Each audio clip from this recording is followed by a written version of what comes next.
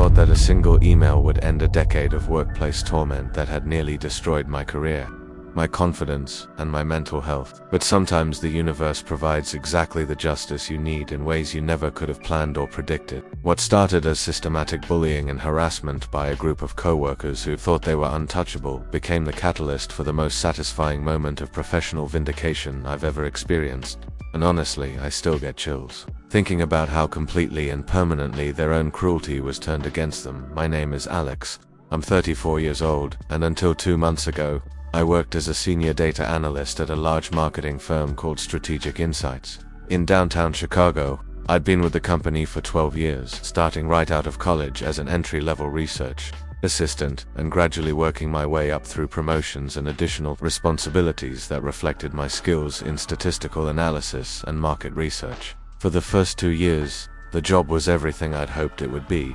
challenging projects, supportive colleagues,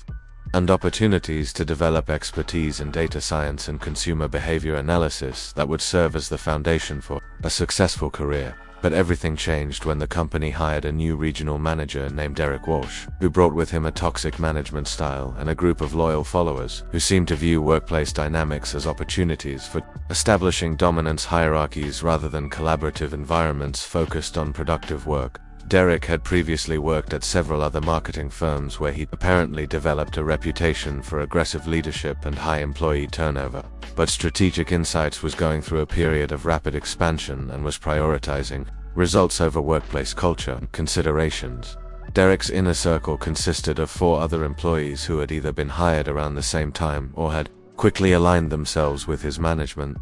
approach in hopes of advancing their own careers through association and loyalty. There was Monica, his deputy, who handled client relations with the same aggressive style Derek preferred. Brad, senior analyst who seemed to enjoy intimidating junior staff and creating competitive rather than collaborative team dynamics. Jennifer, an account manager who specialized in office gossip and social manipulation. And Kevin, a project coordinator whose primary skills seemed to be identifying and exploiting other people's insecurities and vulnerabilities. From the beginning, this group operated like a pack of predators looking for weakness and opportunities to establish their dominance over other employees. But they were also smart enough to do it in ways that seemed professional on the surface while creating hostile and intimidating work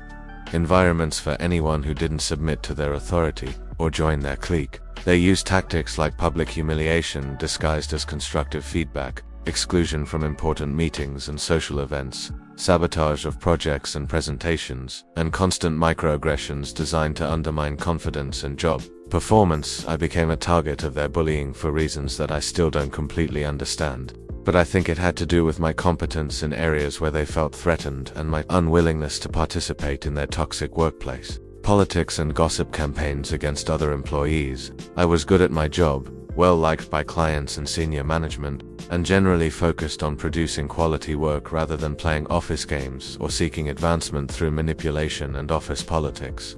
These qualities apparently made me both a threat and a desirable target for the kind of systematic harassment that Derek's group specialized in. The bullying started subtly with exclusion from informal gatherings and decision-making processes that affected my work, but gradually escalated into more obvious and damaging forms of workplace harassment. They would schedule important meetings without inviting me, then criticize my lack of awareness about decisions that had been made in my absence. They would forget to include me in email communications about project changes, then blame me for being out of the loop when deadlines were missed or deliverables didn't meet expectations that I hadn't been informed about. Derek and his followers also began a systematic campaign to undermine my professional reputation through subtle sabotage and manipulation that was difficult to document or prove, but that created constant stress and anxiety about my job security and career prospects. They would make small changes to my reports and presentations that created errors and inconsistencies, then highlight these problems during client meetings as examples of poor quality control and attention to detail. They would reassign my projects to other team members without explanation, then suggest that the reassignments were necessary due to concerns about my ability to meet deadlines or client expectations. If you've ever been the target of systematic workplace bullying, you probably understand how isolating and demoralizing it can be when a group of colleagues seems determined to make your professional life miserable while maintaining plausible deniability about their harassment. and I'd love to hear how others have dealt with similar situations, because it can feel pretty hopeless when you're in the middle of it.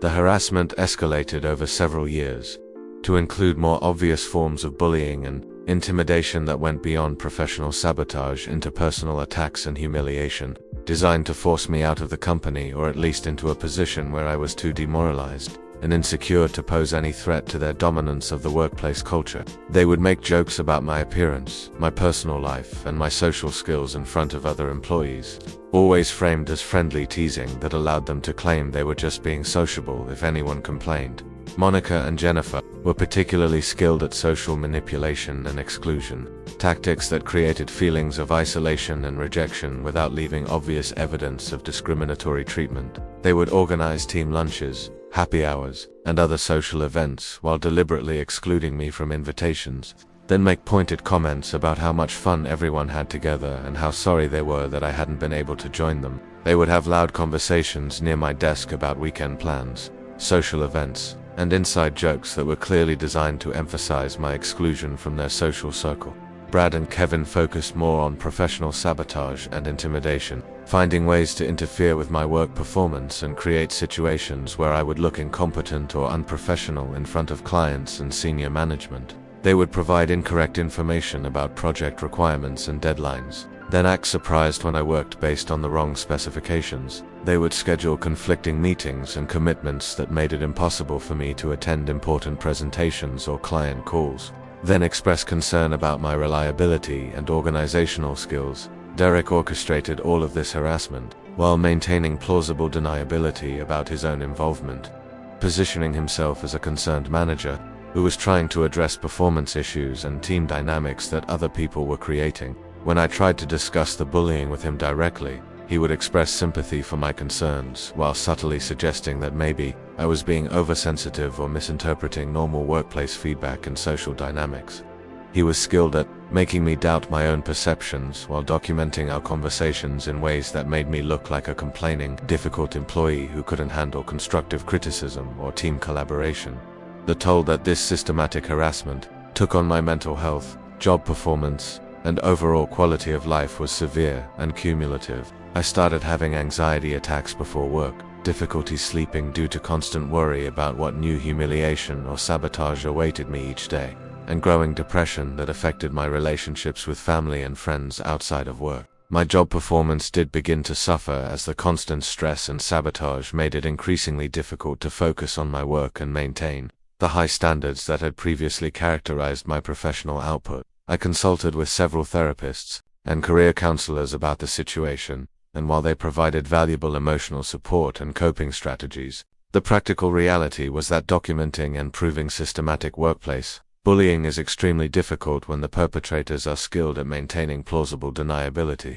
and when the company culture enables or ignores harassment that doesn't rise to the level of obvious legal violations. The harassment I was experiencing was devastating to my well-being and career prospects, but it was also carefully designed to avoid creating grounds for discrimination lawsuits or clear violations of company policies. I also tried various approaches to addressing the situation through official company channels,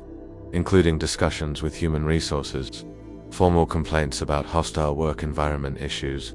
and requests for mediation or transfer to different departments or projects. But Derek's group had been careful to cultivate relationships with key people in management and HR, and my complaints were consistently dismissed as personality conflicts or communication issues that I needed to resolve through better teamwork and attitude adjustment. The HR representative who handled my complaints seemed more concerned about protecting the company from potential legal liability than actually addressing the harassment I was experiencing, and she repeatedly suggested that I might be happier in a different work environment if I couldn't adapt to the collaborative and feedback-intensive culture that Strategic Insights was trying to maintain. The message was clear: the company valued Derek's group's productivity and results more than my well-being or job satisfaction, and I was expected to either accept the harassment or find employment elsewhere. The situation reached its lowest point about 18 months ago when Derek's group escalated their harassment to include more obviously unprofessional and potentially illegal behaviors that crossed lines they hadn't previously been willing to cross.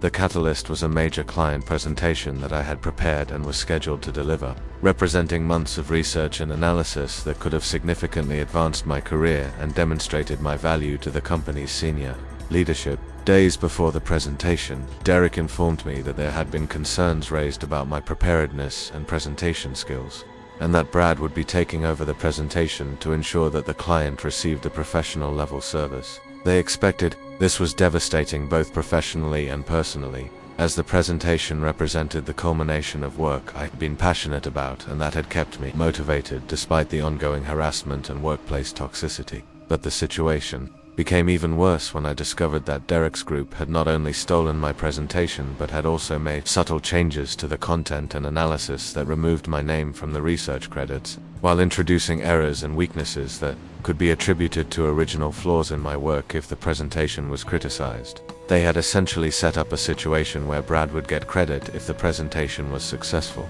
while I would be blamed if there were any problems with the content or delivery. The presentation was indeed successful, leading to a major contract renewal and recognition for Brad's supposedly excellent research and analysis work. Derek made sure to widely publicize Brad's achievement throughout the company, positioning him as an example of the Hickleyber talent and innovative thinking that Strategic Insights was cultivating in its research division. Meanwhile, I was criticized for having been unprepared for such an important client presentation and for requiring last-minute intervention to ensure professional standards were maintained. That this incident was the culmination of years of systematic harassment, and it finally convinced me that Derek's group was never going to be held accountable for their behavior through normal company channels or professional approaches to conflict resolution. They had created a system that allowed them to steal credit for other people's work,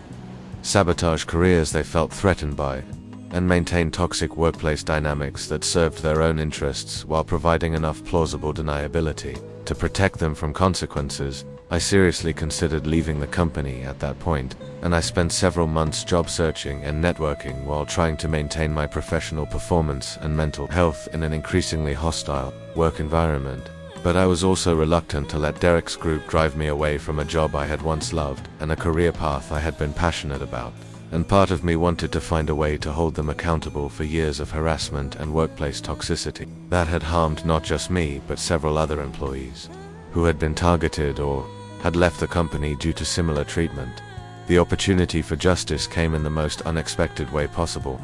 through Derek's own arrogance and carelessness about documenting his harassment and discriminatory behavior. About 6 months ago, Derek accidentally sent me an email that had been intended for Monica, containing a detailed discussion of their ongoing campaign against me and their plans for further harassment and sabotage, designed to force me out of the company. The email was explicit about their motivations, their methods, and their coordination of activities that would clearly constitute workplace harassment and possibly illegal discrimination.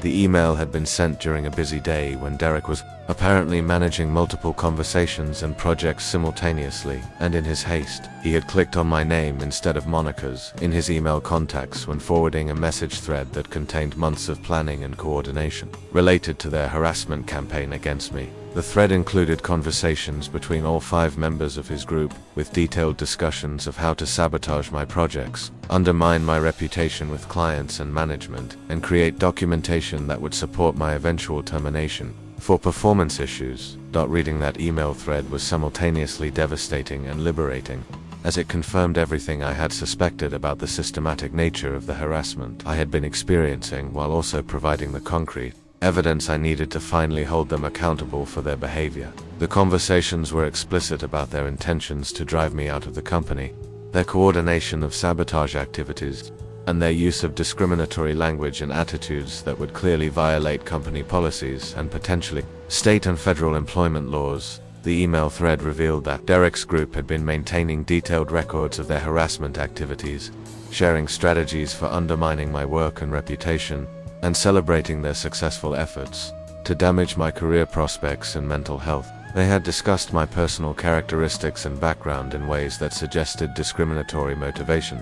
and they had coordinated their testimony and documentation to support false narratives about my performance and behavior that could be used to justify my termination. Most damaging was evidence that Derek had been using his managerial authority to facilitate the harassment, including manipulating performance reviews, excluding me from opportunities for advancement, and providing misleading information to senior management about my contributions and capabilities. The email thread showed that the harassment I had been experiencing wasn't just the result of interpersonal conflicts or personality clashes, but rather a systematic campaign orchestrated by someone in a position of authority and carried out by subordinates who believed they had protection from consequences. I immediately forwarded the entire email thread to my personal email account and created backup copies in multiple locations. Recognizing that this evidence represented my best opportunity to finally hold Derek's group accountable for years of harassment and workplace toxicity, I also consulted with an employment attorney to understand my legal options and to ensure that I handled the evidence appropriately to maximize its impact while protecting myself from potential retaliation or legal challenges. The attorney confirmed that the email thread contained clear evidence of workplace harassment, discrimination, and possibly conspiracy to interfere with my employment in ways that violated both company policies and state employment laws. She advised me that I had grounds for both internal company complaints and external legal action, and that the explicit nature of the communications would make it very difficult for Derek's group to deny their involvement or claim that their behavior had been misunderstood or mischaracterized. But before pursuing external legal action, the attorney recommended that I give Strategic Insights an opportunity to address the situation internally, both because it might lead to faster resolution, and because it would demonstrate that I had attempted to resolve the matter through appropriate company channels before seeking external remedies. She helped me prepare a comprehensive complaint that included the email evidence along with detailed documentation of the harassment I had experienced over several years, organized in a way that clearly demonstrated patterns of systematic mistreatment and discriminatory behavior. The complaint I submitted to Strategic Insights senior management and board of directors was extensive and carefully documented, including not only the email evidence but also timelines of harassment incidents, examples of sabotaged projects and stolen credit, records of exclusion from meetings and opportunities, and documentation of the impact the harassment had on my work performance and mental health. I also included information about other employees who had been targeted by Derek's group or who had left the company under suspicious circumstances that suggested they had been driven out through similar harassment campaigns. I delivered the complaint simultaneously to multiple recipients within the company's leadership structure, including the CEO, the head of human resources, the company's legal counsel, and several board members, ensuring that the information couldn't be buried or ignored by any single person who might have relationships with Derek or his group that could influence their response. I also sent copies to the corporate compliance officer and the company's ethics hotline, creating multiple channels for accountability and response. The response to my complaint was swift and dramatic, reflecting both the seriousness of the evidence I had provided and the company's recognition that Derek's group had created substantial legal and financial liability that needed to be addressed immediately. Within 48 hours of submitting the complaint, Derek and his 4 collaborators were all suspended pending a comprehensive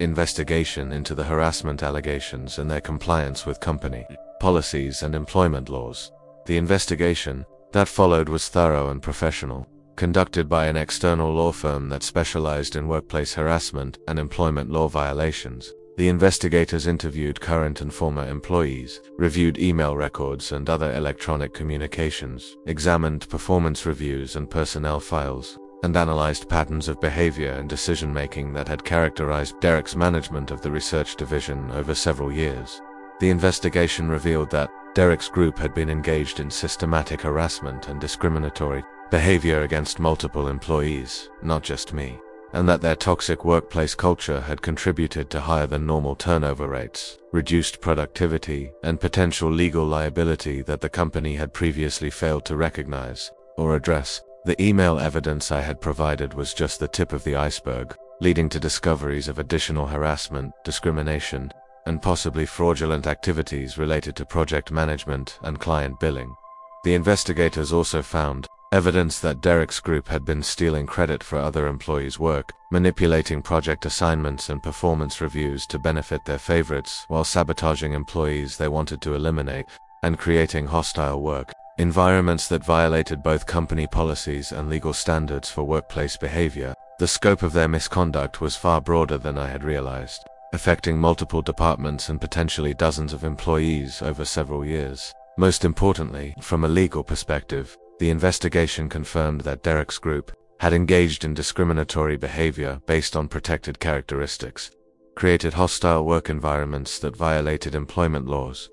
and conspired to interfere with employees' job performance and career advancement in ways that could support significant legal claims against the company. The evidence was clear, extensive, and legally actionable, creating substantial liability that required immediate corrective action. The resolution of the investigation came exactly 3 weeks after I had submitted my complaint, in the form of an email announcement to the entire company that Derek, Monica, Brad, Jennifer, and Kevin had all been terminated immediately for violations of company policies related to workplace harassment, discrimination, and professional conduct. The announcement was brief and professional, stating that the company had conducted a thorough investigation into serious allegations of misconduct and had determined that termination was the appropriate response to protect the workplace environment and ensure compliance with legal and ethical standards. But the private conversation I had with the company's CEO and legal counsel revealed the full extent of what the investigation had uncovered and the comprehensive nature of the consequences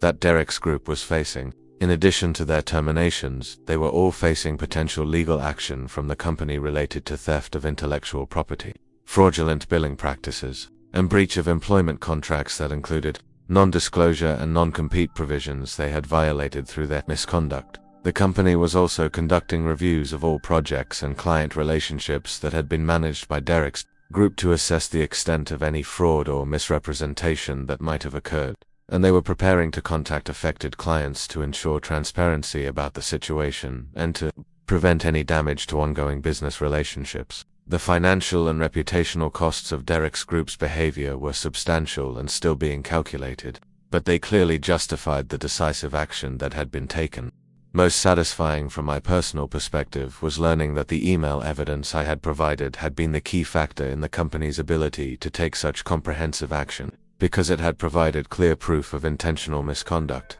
that couldn't be explained away as misunderstandings or personality conflicts. Without that email thread, Derek's group might have been able to continue their harassment indefinitely while maintaining plausible deniability about their intentions and coordination. The impact of Derek's group's termination on the workplace culture at Strategic Insights was immediate and dramatic. The atmosphere of fear, intimidation, and toxic competition that had characterized the research division was replaced by collaborative, supportive relationships between colleagues who were no longer worried about sabotage or harassment from people in positions of authority. Productivity increased, employee morale improved, and several talented employees who had been considering leaving decided to stay and contribute to the positive changes that were occurring. I was also personally vindicated in ways that went beyond just the removal of my harassers, as the company's leadership took steps to acknowledge the harassment I had experienced and to provide compensation for the damage that had been done to my career and reputation.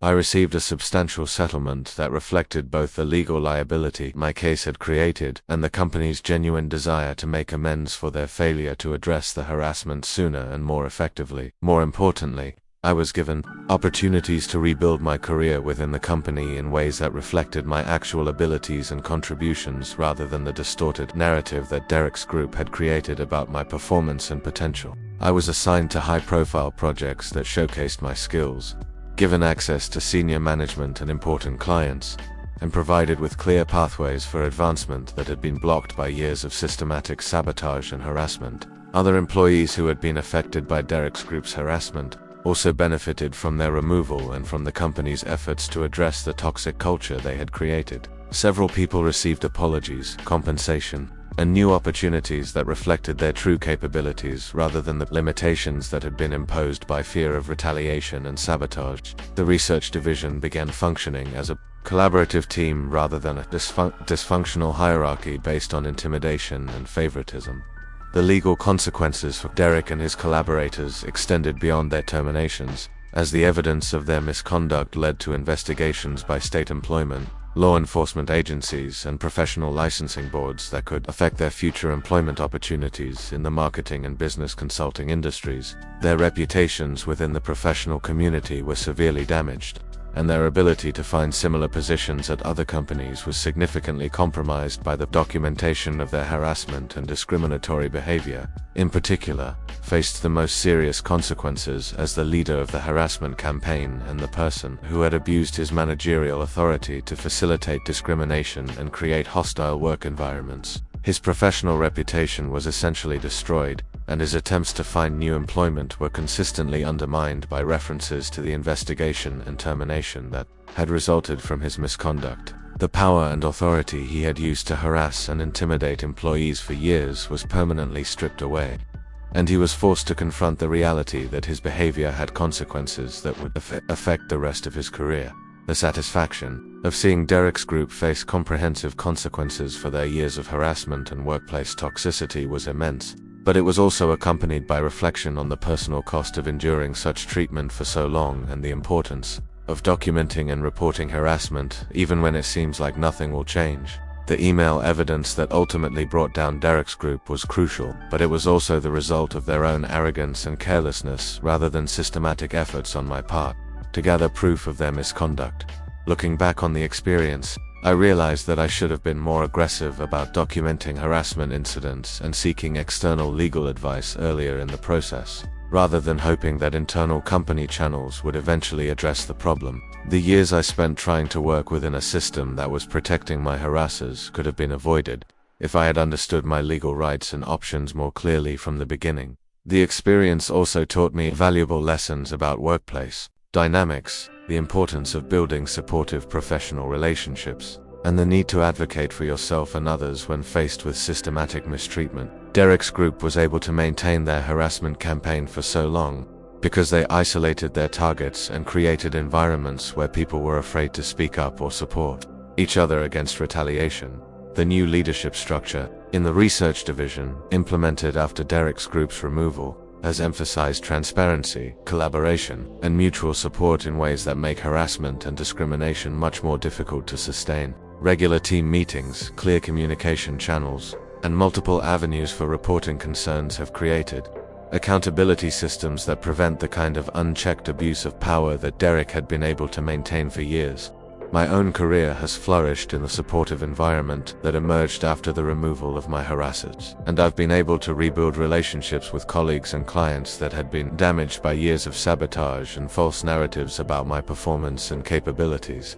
The projects I've worked on since Derek's termination have been some of the most successful and rewarding of my professional life, and I've been able to mentor other employees and contribute to positive workplace culture in ways that would have been impossible under the previous toxic leadership. The experience has also connected me with other professionals who have dealt with workplace harassment and discrimination, and I've been able to provide support and advice to people facing similar situations. The network of advocates and allies that has emerged from discussions about workplace toxicity has been valuable both personally and professionally, creating relationships based on mutual support and shared commitment to healthy workplace environments. Most importantly, the experience taught me that justice is possible even in situations that seem hopeless, and that documentation and persistence can eventually overcome even sophisticated harassment campaigns. When the evidence is clear and comprehensive, Derek's group believed they were untouchable because they had cultivated relationships with key decision-makers and had been careful to maintain